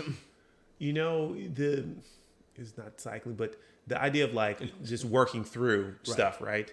I hope that changes. I hope that, clearly the pandemic's been terrible. But I hope we have a change in thought of I shouldn't actually have to work through this. Like, I'm actually sick and I should go rest. Right. And I shouldn't go into the office. I have a cold. I might see somebody else sick. Right. Let me go home and like not go in. Right. As opposed to like, I'm going to be this soldier. I'm going to work Tough it through out. this and go into the office and not think about, I just got all my coworkers sick. They got their kids sick and kind of thing. Right. So I hope there's a change in thought about that, and certainly a change from employers forcing employees to come in, like, you're sick, who cares? Yeah. Kind of thing. I think you're right. We need your body in a seat is not going to work. Right? Yeah, because it looks bad. Yeah. It looks bad because, either way. Sidetrack, realness. Yes, we want people to be healthy. We hope employers, care for their employees more. Snacks, Strava, the non-cycling events. You talked about the pandemic, how that impacted cycling life. Oh, I got one for you. What else happened with the pandemic? Not much, but I wanted to talk about clipping in. Two things. Sure. Yeah. Two things. Please do. Because you've asked people about, when do they clip in, when did they start, and all that. Happen? And I've had a lot of success with people by telling them, hey, if you're going to do clip in, do one side for a month. Get used to clipping in. Okay, you're probably dominant when you come to a stop. You lean on one leg or the other. I do both. But make yourself consciously unclip before you come to the stop sign in that 1 foot. So do it enough that it kind of becomes second nature. Then switch and do the other foot. Okay. And get used to that. And then after you're used to unclipping and the feel and all that, then do both. So now you're used to it. You understand what you need to do. You're thinking about it before a stop. Right. And I don't know anybody who has fallen. Everybody turtles. They'll tell you, oh yeah, I turtled, 3 times, whatever. Yeah. But by doing that way, you're kind of easing into it. It's a good way to learn to do clip in. I agree. Yeah, that would be great because you'd also get proficient unclipping with both feet. Whereas if you and clipping immediately with both feet, kind of thing. Right. You can think about it before stop signs, and it kind of eases you into that before. So that's my one, and that's on clips in, and then the other one is on dogs. And this is funny. People that ride with me, they'll tell you, what do you do when a dog starts chasing you? Okay. Yeah, I sprint. Like so that's the natural, right. And all your situations are different, but when the dog appears out of nowhere and runs into you, you're hosed. Yeah. But the usual scenario, they'll come out to the road and they'll be eyeing you up for the run. Yep. So that's usually 9 out of 10 times what happens is they are playing offense, and they're sizing you for the run. Now, depending on how many are in the line, it's all going to be a little different. Everybody starts speeding up, and you have a line. What I always do is, as you get to the point where he's lining you up, I head straight at the dog. Okay. So I head right at the dog. All of a sudden, he's going from offense to defense. Okay. So now, as all of a sudden... Right, he's have to change his focus of what he's doing. Yeah. And as he turns off, then I'll come back over and take off. Right. And the amount of times that has worked is a lot. Ask people that ride with me, what's he doing? And I'm going for the dog. I would have to have more examples of that working. Right. Because there's that shot of like, now you just got closer. Right? Yes. Right. Yep. But I have speed, and I have the ability to dictate where I'm going to go. Yeah. And the odds that he's going to go toward me or toward people in the road, I've never had him go that way. I could see it. I've always had them go back to safety. They say, I'm getting safe. Right, because now you're coming towards them. Yeah. Right. So you're right. Not a study, not a proof. No, just empirical observation that's what I do when a dog is lining me up. And that's how a study sometimes form. Like somebody's like, I noticed this happen quite often. At a remarkable count of times this happened, and like and then scientific studies start. Right. Kind of thing. Right. Which reminds me that Lucille. Oh yeah. Yeah. Yep. Lucille O'Neill. Yes, she has a lovely lady. She has told us, if we've been in the group, she is leaving us. If the dog comes out, she has clearly told us, and we know that if the dog comes out to chase, it's all about her. She is going to be gone. She's going to either she's going to go off the front. Yeah, she's going off the front to get away from the dog. And we know that who ride with her, like, she's gone. She's just like, she's not going to be like, oh guys, catch up, like, do it. Nope, she's already said she is going to just sprint and take off to get away from the dog, and then hope that we catch up. Right. Which not to say people should be on their own, but like, I can understand making that executive decision of like, I need to survive. And it's good to know what people are going to do. Right. Yeah. Right? I already know that tactic. Let me get out of her way so she can go. Because she's not going to do your tactic. She's not going to veer toward the dog to try to like, let me scare it. Yeah. And some dogs are fast, and some dogs have stamina. Yeah. So I remember a Hanover ride out of the courthouse on Etna Mills Road, where we had a dog chase us from up near Dabney all the way up to Calno, and when you turn left to come back, what is that? Down the steep Bleak Hill. Oh, really? Oh, and then all the way up to the farm. I mean, we had a dog chase us 4 or 5 miles. So some dogs have stamina, and some dogs are fast. And depending on where you are in the line, you need to know all that. Right? Yeah. It's like somebody just had to be sacrificed for the cause. Yeah, right. But yeah, I thought we were going to get chased by a dog. We ran the ride on Saturday, the South Hill ride. There was some yard where there were a few dogs in the yard, and we saw them kind of moving along with us as we were coming up as a group. And then I could see a few of us were eyeballing the dogs. Right. Like, are they going to do it? Are they going to do it? And once we kind of passed the yard, I was like, we're clean. We're good, guys. We're good. But there was, just like a conscious watching. And if they're over there and starting to run with you, that's the time you want to sprint. Yeah. So they're coming along. That's a good time to look at the power meter and say, I'm going to put some watts down. What is... I think you gave me a note about this. Do you have a favorite cycling kit? What are some of your favorite cycling kits? So I used Hincapie bib shorts for a long time. Hincapie bib shorts, okay. And I started to think some of what I had bought might not be true Hincapie. Okay. Just because they fit nice, but they just didn't seem to be as comfortable. I used Hincapie metrics for a while. And I always use bibs. Okay. I have started to use, when it's cold, I have Korean base layers. Okay. From Emfra, E-M-F-R-A-A, Emfra. Okay. Lately, they seem to have gotten out of cycling gear. Okay. But I have switched to merino wool. Okay. 83% merino wool, and then some lycra and elastane. Okay. So it wears. Merino wool doesn't wear well without some elastic in there. Yeah, and so they don't get wet. Okay. And so I've started doing that for bike camping, but then I've kind of gone off in the weeds. I have short sleeve, I have long sleeve, and they make a great base layer. Okay. And they don't get wet. They're kind of odor resistant. It's the right thing to wear. John Hamilton talked about wearing a lot of wool, and these are more just a thin base layer, and I highly recommend them. Okay. Renata wears a merino wool base layer.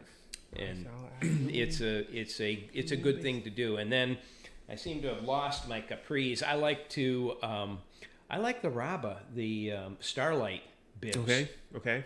They just work. Okay. Now they wear out. Sure.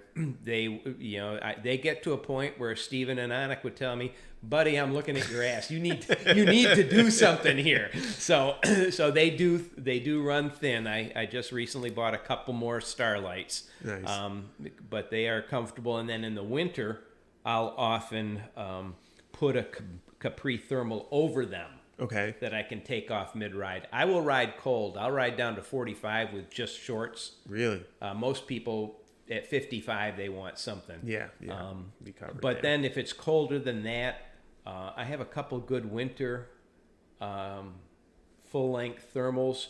I recently bought, I hate to say this, I bought a couple of backup thermals from Amazon. Okay. For $32 that are phenomenal. I was looking for some Castellis. Okay. Because several people wear Castellis. You know, you gotta get extra large. But the only problem with them, the little scorpion symbol always comes off. And it does. Yeah. It always does. Yeah. And so that kind of annoys me. But I had recently bought 2 more. I had some Nash bar. I had some other, and it's astounding how well they work. Even down to 34 degrees is my limit, just because of ice. Yeah. But from 34 and up, a good pair of thermals is astounding on how well they work. Right, because your legs are moving. So yes, your legs are moving. Right, You're moving blood. Yeah, I have found everybody's a little different, but 130 beat per minute. I'm moving enough blood that my hands and feet will be comfortable. Okay. Below that threshold, your hands and feet can get cold. I do a silk liner under my gloves in the winter. Okay. A silk liner gives you another 5 to 8 degrees under whatever glove you use. Okay. And so that makes your hands comfortable. So before your time was Jim Danoon, when I started riding. Yeah. Jim was a professional tennis player all his life, had, I think, 2 artificial knees and would bike. And I would always just ask him, hey, what are you wearing at this temperature? Yeah. What do you and that led to me having an Excel sheet for temperature in 5-degree increments. Really? This is what you need here. This is what you need here. And so kind of dial that all in. So yeah, I'm dialed in on clothing. Nice. Okay, so when do you wear shoe covers? Usually at 40 degrees, even maybe if it's windy. Okay. 45. Okay. And so I'll do, if it's colder than 35 or 38, I do one of the chemical toe warmers. Okay. On the top of on the top of my sock. Okay. And then I put my shoes on, and then I put boot covers on top of that. And that'll get me down. For some reason, I didn't think I guess I've not actually seen one of the. I mean, I've seen the hand warmers, right? But I've not seen one that seems small enough that I would be able to fit it in my shoe, kind of thing. So every spring, Costco has cases of toe warmers on sale for $10-12. Okay. And that will take you, they're good for 5 years, so that'll take you through a couple of winters. And they just stick to the top. You can put them on the bottom. I don't. I put them, they'll stick to the top of your sock. They got a little sticky stuff. And you put them over your toes. Okay. And they're just pushing a little extra heat into your toes. And that combined with the shoe covers is just perfect. So. Okay. Yeah, when it's cold, I'm comfortable. There's you've got it figured out. Below 40, I'll do a balaclava. Okay. Above 40, I don't. Okay. So everything is just a little specific. Okay. Now, when you started riding, did you what kind of kit did you get? Like when you first got that, let's go with when you were doing that mountain biking, when you had the mountain bike, what were you riding in then? Do you recall? Were you just like street clothes or? So my mountain bike would have been mountain biking shorts. Okay. What's the company that makes them? It'll come to me in a sec. I would do mountain biking shorts and then some tight something underneath it. Okay. And then pretty early on, I would buy base layers. Okay. And then I didn't do wool until just recently. Okay. But I have too many winter jackets. I have too many rain jackets. Okay. Both may or may not work. Okay. You just the risk in winter is you've worn too much. You really want to be on the edge of shivering when you start, because once you're you get moving, you're moving, you want to be comfortable. So you don't want to be sweating. Right at the start, right. And then in rain, all kind of rain gear doesn't breathe. Yeah, so it is very hard to find some good rain gear that lets you ride and not be a pool of sweat inside of it. So, yeah. That is true. You have to get that magical Gore-Tex. That's right. Kind of stuff. I overdress with Gore-Tex. I have a nice Gore-Tex jacket. But the tendency is I put it over what I'm normally wearing, and it's too much. I have my merino wool, and then I'll have a Hincapie winter jersey. And that's plenty. And then I put a Gore-Tex jacket over it, and it's too much. I really like to have a vest. Actually, you'll almost always only see me in a vest, no matter how cold it is. Because a vest, you can easily control what's on my arms, and you just want to keep your core. And then Keith will tease me all the time. I'll start with the vest, but it's not 5-10 miles in. Stuff is opening up. What's something you would tell a new rider, someone who's like they've just gotten their first road bike? What's something you would want to tell? Had this conversation yesterday. I sold my neighbor's bike for him. And to a young girl. So we talked about bike maintenance a little bit. Don't leave your bike in the rain. She needed a new bike. Her last one had gotten stolen, so we talked a little bit about that. She's not going to clip in, but I talked about clipping in one side the other. Find local people to ride with. That's the best thing is there's cyclists are interesting. There's not many boring cyclists. Even in the political world, we all have our different political views of the world, but cycling is a common thing to talk about. So talk about that and then ask questions about it. So true. So I just say be curious. Okay. All right. And I suppose that would help. They'll go out, they'll learn new things, meet new people. Right. Particularly, and then do this healthy thing more often because they've met more people who do this thing. There's two groups of people there. Most of the people I ride with have ridden all their life and raced before. And so that is a whole different experience. That cyclist is, they know what they're doing. They don't need to talk about it. So it almost seems like the fastest pace people might be standoffish. And it's not that they're standoffish, but they're just set. Right? When you start the way I started, you need people to help you. You need to ask questions. You need to talk about things. So that, and so I've talked to a lot of people I ride with, and always, my buddy Dave Elliott was supposed to leave tomorrow morning. He was going to Kharkiv, Ukraine. And they pulled the plug the last minute. That I would have never gotten sleep if that was his 6-week assignment.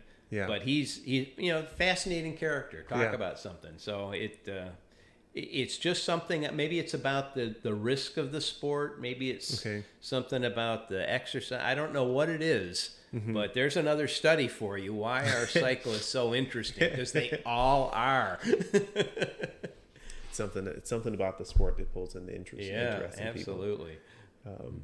But Jan, Jan. That's better, Jan. You know the story now. I'd like to thank you for sharing your experiences of cycling. Absolutely. Sharing that with other people and telling them things. That's great. And I appreciate your time, and I appreciate you coming on. This was great. I enjoy your podcast. We talked a little before. I'm trying to figure out how many people listen to them because it's a commitment of time, but it's also, I can learn about someone. It might take me 1,000 miles to learn that same stuff about somebody that I pick up. I go into the wood shop, I put in my ear pods and say, well, that's pretty interesting. And it reinforces what I said. Cyclists are interesting people. I'm glad you had a chance to enjoy it. And there are many more podcasts that are actually recorded that need to be published. So there'll be more episodes. Okay, it'll keep me in the shop. Thank you.